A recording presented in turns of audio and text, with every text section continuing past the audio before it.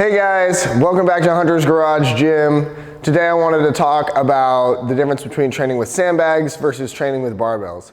I've been training with sandbags for 5 years now, and it's been one of the most important tools in my training arsenal to make sure that I stay healthy, to make sure that I can push to really high intensity, and it's made me a whole hell of a lot stronger. So, whenever I'm lifting a sandbag,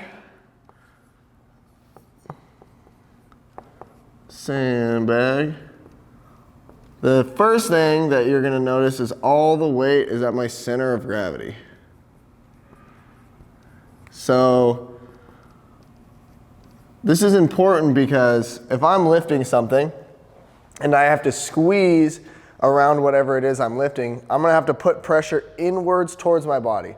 So I'm gonna start using the flexors of my forearms, my biceps, my chest, my obliques, and all those muscles that squeeze. This is gonna help protect the back, protect the shoulders, and make sure that you're lifting safe.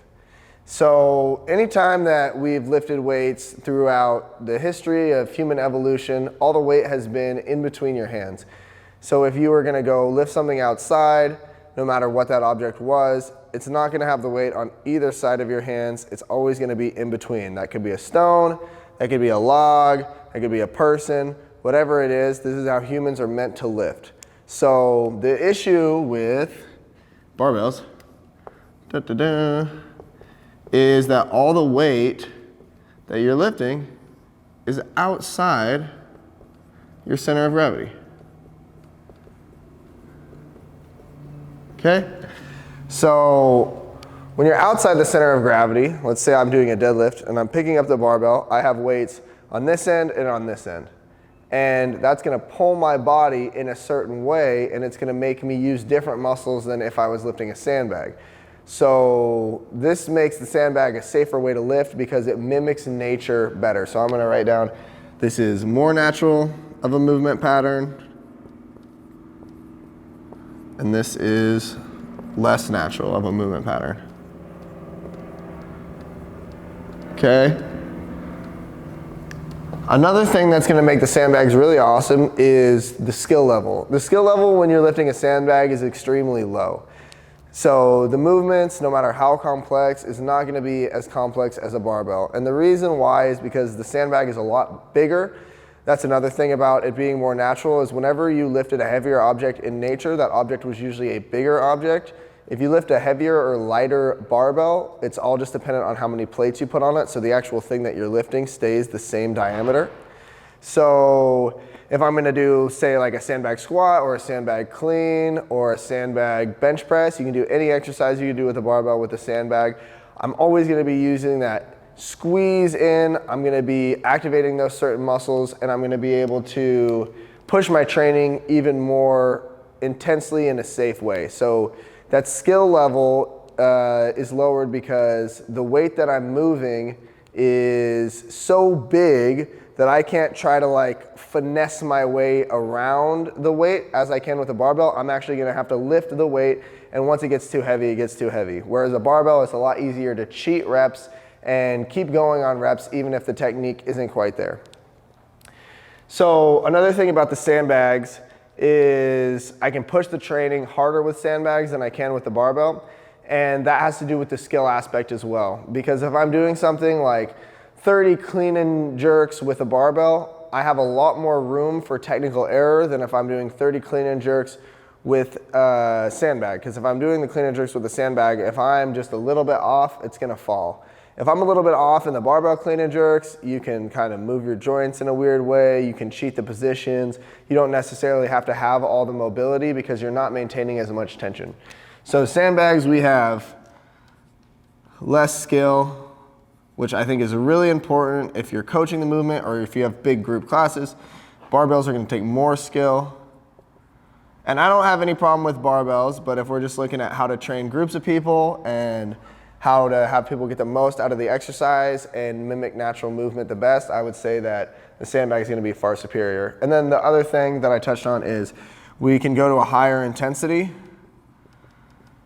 and this is because the risk of injury is way lower than with the barbell. And the last thing I wanna do is have somebody come in and hurt themselves. But I also want people to have really good workouts and be able to train super hard.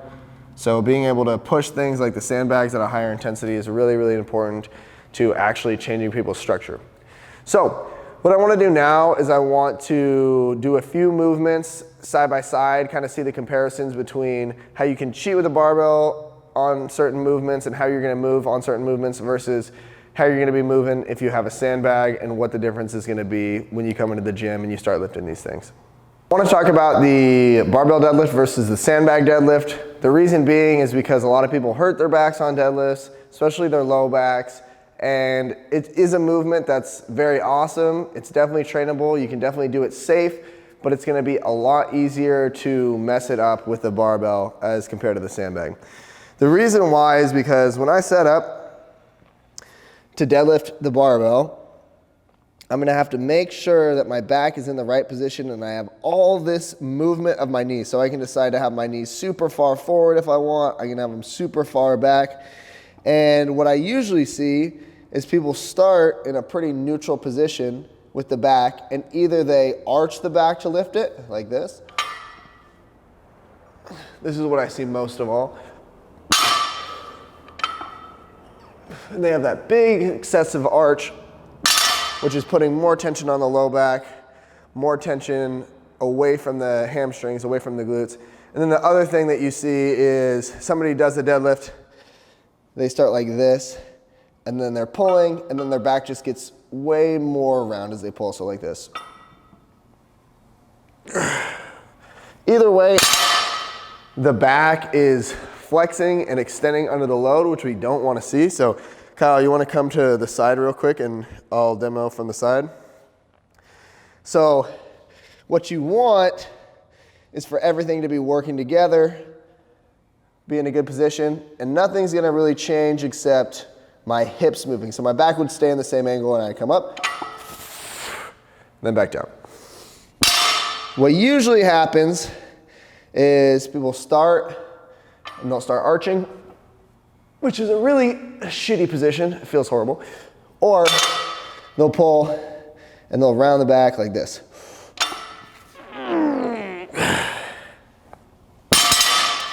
Okay. Now, I don't think there's anything wrong with doing a barbell deadlift. There's definitely a correct way to do it. But when you do it with the sandbags, it becomes a lot easier to get into that proper movement pattern because of all the squeezing you have to do on the sandbag, and for another reason, which I'll show you guys in a second. So whenever you're deadlifting the sandbag, like I said, you're going to be squeezing in on that bag, which is going to be very important because you're going to get the activation of the chest, the biceps, the obliques, and also the weight is going to be right in your center of gravity. The other thing that's going to be really important is, since the sandbag's so big, it's going to block my legs from being able to move forward, specifically my knees. So I'm not going to be able to default and use my quads and my low back. I'm going to have to keep the tension on the hamstrings, and my glutes are going to have to stabilize the lift. So the way that I like to perform these, especially if somebody has low back issues or an injury, is you take the sandbag, you roll it onto the feet, you get your hands underneath it like this, you squeeze, and then you're going to breathe out and pick up the weight. Okay, you want to come check me out from the side? So every rep, my back angle stays the same. The only thing that's moving is my hips. So wherever my back is right now, it stays set there. It's not going to get any more extended or any more round.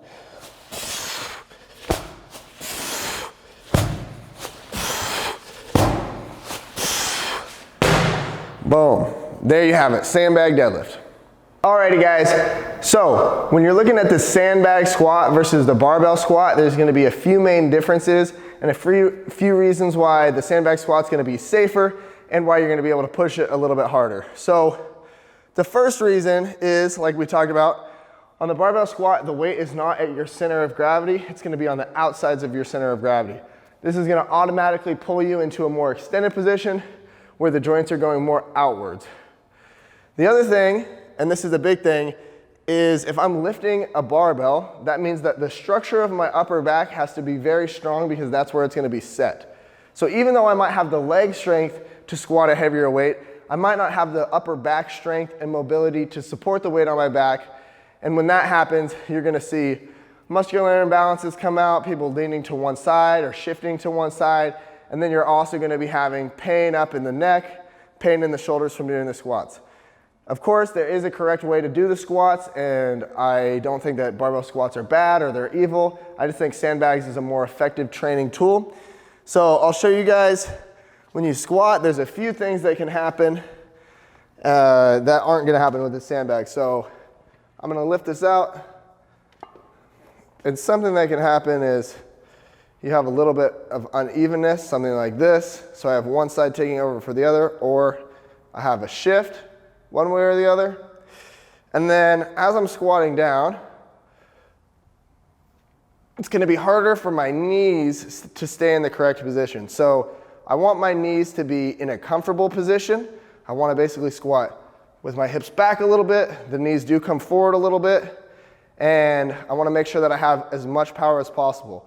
What I see with a lot of people is they'll go down and either the knees will come in like this on the way up, or they'll be here and the knees will come out super far and they'll arch their back on the way up. Okay? Again, there is a correct way to do this, but the Sandbag's really awesome because it eliminates all these and you don't even have to think about it. Okay, so let me show you guys that one. So the Sandbag squat is a super cool exercise. It's gonna build leg strength, core strength, glute strength, hamstrings. This is so cool because when I pick it up, unlike the barbell squat, I'm gonna have all the weight in front of me. So that means no weight is gonna be bearing down on my spine. So I don't have this massive weight on my upper back compressing my spine. Instead, the weight's forward, which is gonna pull me to use the hamstrings and pull me to use the glutes. And the other cool thing about that is I'm gonna have to squeeze the weight, which is gonna activate the chest and the biceps and the obliques. So it's just gonna get more of the full body in. And whenever I see people have a problem with the barbell squat, if I get them on the Sandbag squat, usually the back pain goes away, the hip pain goes away. We've had 65-year-old ladies in here doing it. We've had 13-year-old dudes doing it. So anybody can do this exercise. The way to do it is you grab on both sides of the Sandbag and you're gonna pick it up into your lap, squeeze. So right here I have a good squeeze on the chest. And I want to just pick a stance that's comfortable for me, and I'm just going to sit down and squeeze the glutes to stand up. Okay, and this is going to make me way more balanced and even when I'm doing the squat, and it's going to activate more muscles, especially in the front side of the body. So the chest is working, my hamstrings, my glutes, my VMOs, my obliques, everything's working together. It's just a much more solid, compact movement. So next up, and this is gonna be the last one I cover in this video, is gonna be the press. I love the press. The press is actually my favorite lift of all time. And there's a big difference between doing the press with a barbell versus a press with a Sandbag. So when you press, you wanna start with a big chest. You want the shoulders to stay down, and you wanna press off of your upper pecs and these big muscles, so my upper pecs and my lat dorsi in the upper body. And then to finish out the movement, I want to keep moving while the shoulders are down and start working the lower pecs, start working more of the upper lats and the triceps to finish out. So when you do it with a barbell, again, I think this is a great exercise, but I don't think it is as good as the Sandbag version. When I do it with the barbell, it's going to be easier for me to cheat the movement, to try to get it locked out, to lean back, to shrug my shoulders, and to hang on the end range of my joint. So I'll show you what that looks like. When I pick the bar out of the rack, like this, I have the weight pressing down on my body. I'm gonna keep my chest up, but it's gonna be easy, and I see this all the time with people, is they start the press and they initiate it with the traps and the side delts. So they go like this. This is the first movement. So the shoulders come up to the ears, and then they press through. And you'll see Olympic weightlifters do this. You'll see people in CrossFit doing this, where they just shrug, and they just lock their elbows out, and they just stay all in the traps. It's also very easy to be imbalanced. So something like this, because you have either one trap or the other trap that is taking over for some other muscles. And although, again, I think it's a good exercise, what the Sandbag does, well, I'll show you. All right, so the Sandbag press is super awesome for building the press, building the front delts, the chest, the triceps, And it's really, really cool because, again, I have to squeeze in on the sandbag. This is really important when I'm going overhead because it means I'm gonna maintain tension in the chest the entire time. And the other thing that it's gonna do, since I have all this weight and it's right on the center of my hands, is it's gonna push my shoulders down. So I have to press harder off of this shelf of the upper chest and use the correct musculature. So I'll grab the sandbag, do a little clean, and then from here, press. I'm gonna squeeze my glutes. And this is gonna keep it way more balanced because the weight needs to be squeezed together. And it's gonna keep my shoulders down and loaded the correct way. So all of these exercises are really awesome and they're gonna benefit you because you can push these exercises really hard without the risk of injury because it's so easy to learn the exercises. Your body already knows how to move the weight. This is how your body is designed to lift. And that's gonna be the biggest thing, is just mimicking natural movement patterns, getting your body to move the way that it is intended to move instead of fighting against that. And we've had a bunch of people get out of low back pain, shoulder pain, and hip pain, including myself, using the sandbag. So come on in, give it a try.